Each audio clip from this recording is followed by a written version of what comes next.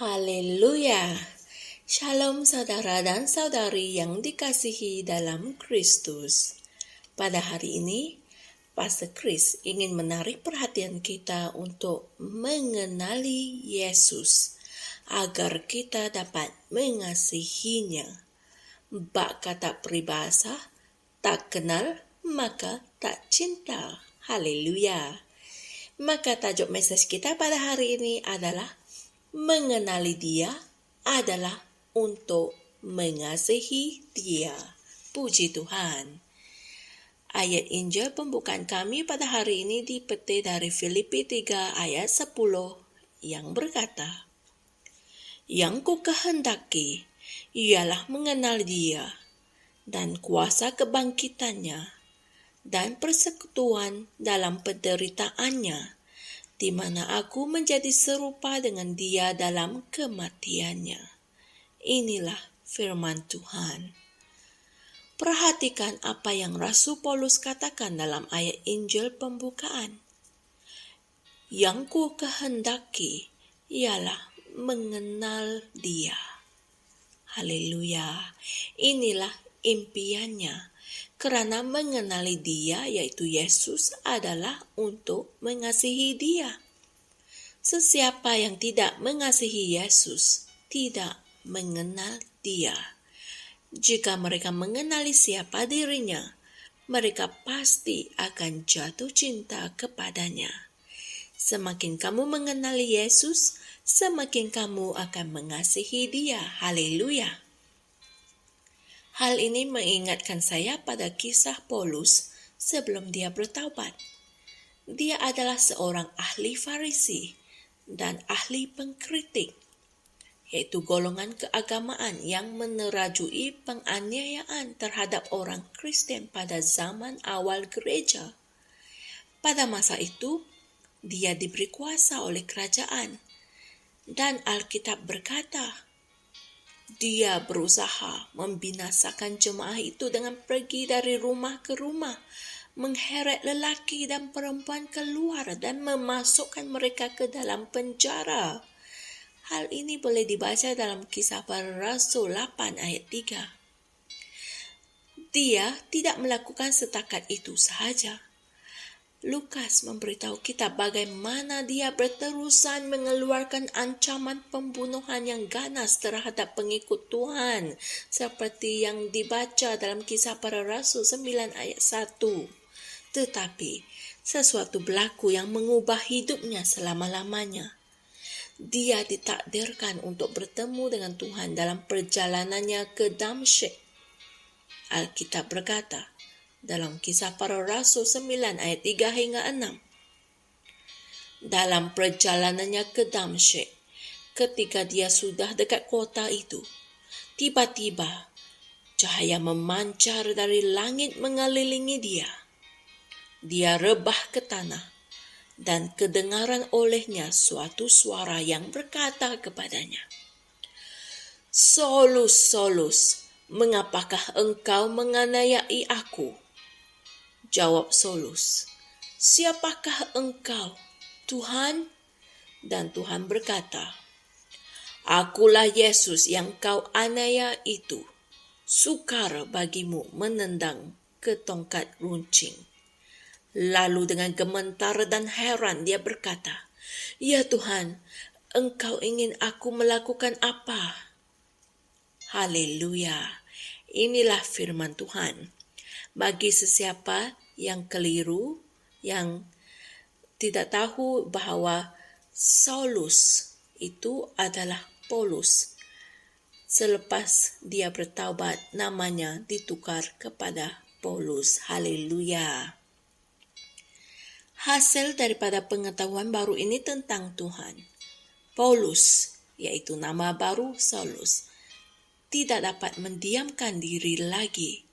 Kemana-mana dia pergi, dia bersaksi bahawa Yesus masih hidup dan bahawa dia nyata. Kasih Paulus kepada Yesus tidak dapat dipadamkan kerana dia kini mengenal Tuhan. Haleluya. Sebab itulah dia berkata dalam Efesus 3 ayat 19, "Dan untuk mengetahui kasih Kristus supaya kamu dipenuhi dengan seluruh kepenuhan Allah. Haleluya. Ini adalah kehendak Allah untuk kamu, yaitu kamu akan memperoleh wahyu mengenai Kristus lebih daripada pengertian manusia dan dipenuhi dengan kepenuhannya, melimpah dalam kasih-Nya, menyatakan kehidupan, sifat, perwatakan, dan kuasa-Nya. Haleluya. Saudara dan saudari semua, mari kita sama-sama berdoa. Ya Bapa, terima kasih atas wahyu tentang kasih-Mu yang tidak terkira, tanpa syarat, suci, dan kekal dalam Roh-Ku. Aku berakarkan dan berdasarkan kasih-Mu, dan aku menyatakan serta memancarkan kasih-Mu kepada duniaku hari ini. Dalam nama Yesus. Amin. Untuk renungan tambahan, Pastor Chris memberikan ayat-ayat Injil berikut untuk direnungkan, yaitu Markus 12 ayat 30 hingga 31 dan 1 Yohanes 4 ayat 7 hingga 12. Haleluya.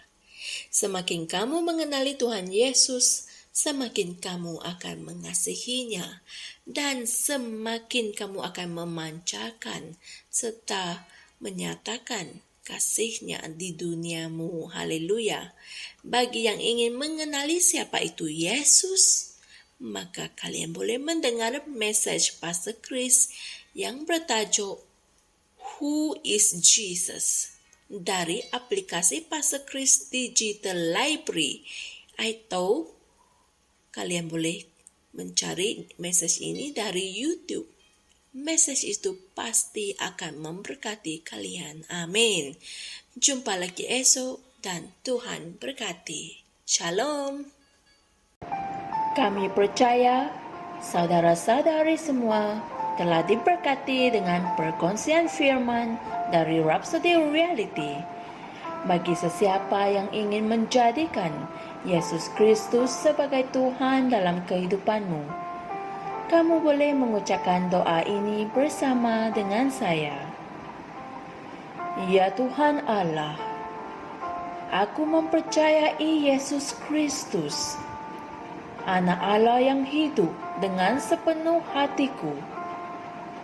Aku percaya Dia telah mati untukku, dan Allah telah membangkitkan Dia dari kematian.